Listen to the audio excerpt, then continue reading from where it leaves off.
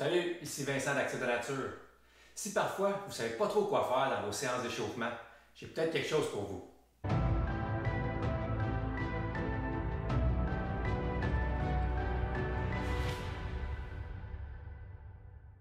Pour la période d'échauffement, j'adore utiliser les exercices de connexion musculaire, et ce pour trois raisons majeures. La première est que ce type d'exercice-là nous permet d'activer et de connecter nos muscles. Et quand ceci se produit, notre corps est beaucoup plus stable. Et quand notre corps est plus stable, il nous permet de bouger dans des plus grandes amplitudes de mouvement, ce qui nous permet de bouger de façon beaucoup plus efficace et fluide. La deuxième raison est que quand on utilise les exercices de connexion musculaire, on va faire des contractions isométriques, c'est-à-dire qu'on va contracter nos muscles sans qu'ils bougent, ce qui nous permet d'augmenter notre conscience corporelle. Et quand on augmente notre conscience corporelle, on va améliorer notre efficacité de mouvement également.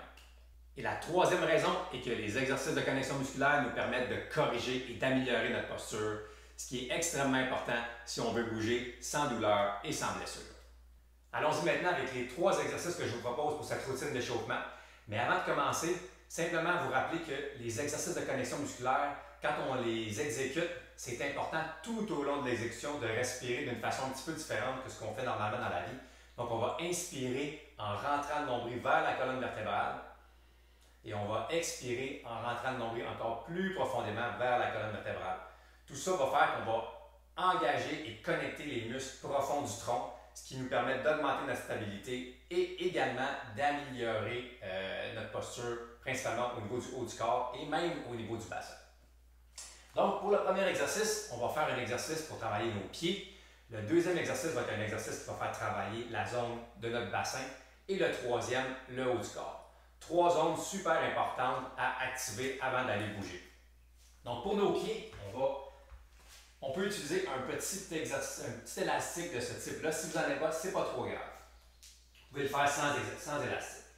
Donc, si vous en avez un, on place l'élastique au niveau des arches de pied. Et là, on sépare l'élastique pour avoir les pieds directement en ligne avec les genoux. Et là, on va, de cette position-là, se coucher au sol. Et l'exercice va comprendre trois parties. La première partie, on va être sur les talons. Donc, on amène les orteils vers les jambes. On est sur les talons. Et là, on va pousser dans nos talons pour soulever le bassin. Et là, on pousse dans le sol avec les talons et on tire les orteils vers les jambes et on inspire en rentrant le nombril vers la colonne vertébrale et on expire en rentrant le nombril plus profondément vers la colonne également. Et on pousse consciemment avec les talons dans le sol pendant 20 à 30 secondes. Après 20 à 30 secondes, on ne lâche pas la contraction et on dépose seulement la plante de pied au sol. On garde les orteils vers le haut. Et là, on continue à pousser dans le sol avec la plante de pied et les talons. Et là, on fait la même chose. On inspire en rentrant le nombril. Expire en rentrant le nombril plus profondément pour bien connecter les muscles du tronc avec les muscles de nos pieds. On maintient ça aussi pour 20 à 30 secondes et on pousse consciemment dans le sol avec la plante de pied et les talons. Ensuite, pour la troisième partie de l'exercice, on va soulever les talons, peut-être d'un pouce ou deux, et on va planter les orteils dans le sol. Donc maintenant, on se retrouve sur la plante de pied et les orteils. Et on pousse consciemment dans le sol avec la plante et les orteils. Inspire et expire en rentrant le nombril tout au long de l'exécution de l'exercice. Donc on fait 20 à 30 secondes par mouvement.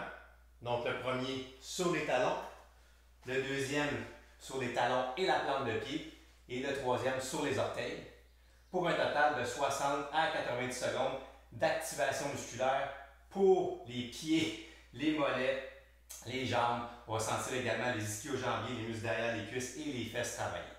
Donc, un exercice de connexion musculaire pour principalement les pieds et les chevilles, mais qui va impliquer aussi toutes les jambes. Le deuxième exercice va impliquer notre bassin, une zone tampon du corps extrêmement importante qu'on veut faire bouger de façon fluide. Donc, le bassin fait différents mouvements, mais entre autres choses, il bascule vers l'arrière et il bascule vers l'avant. Et c'est important d'avoir une bonne amplitude de mouvement dans ces deux bascules-là, avant et arrière, si on veut bouger de façon efficace et fluide et éviter les tensions, principalement au niveau du bas du dos. Ça peut également affecter notre posture du haut du corps comment notre bassin bouge.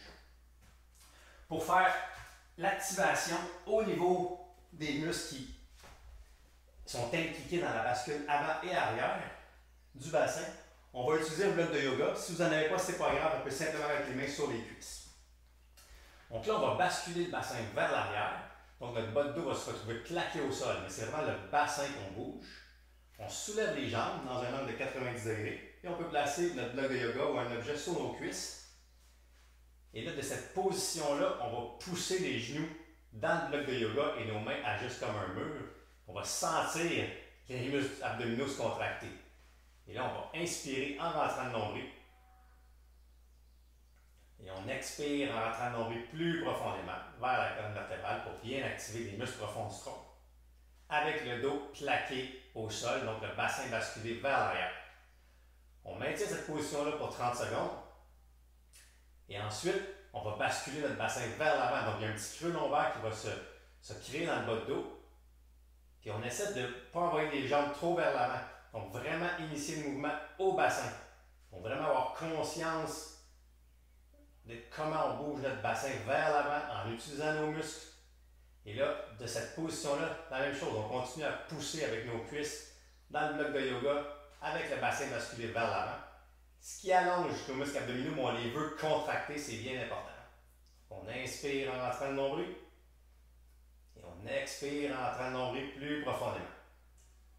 Pour un autre 30 secondes. Après 30 secondes, on relâche le tout. Et on va enchaîner avec un autre exercice pour le haut du corps.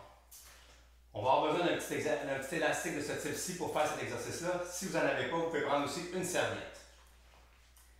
On va se coucher au sol. On va placer l'élastique au niveau de nos poignets. Et là, on va séparer l'élastique en amenant nos omoplates vers la colonne vertébrale. Donc, c'est vraiment, le mouvement se passe vraiment au niveau des omoplates. On va ouvrir la cage thoracique. Et de cette position-là, on maintient la contraction comme ça. Donc, consciemment, on amène les omoplates vers la colonne vertébrale.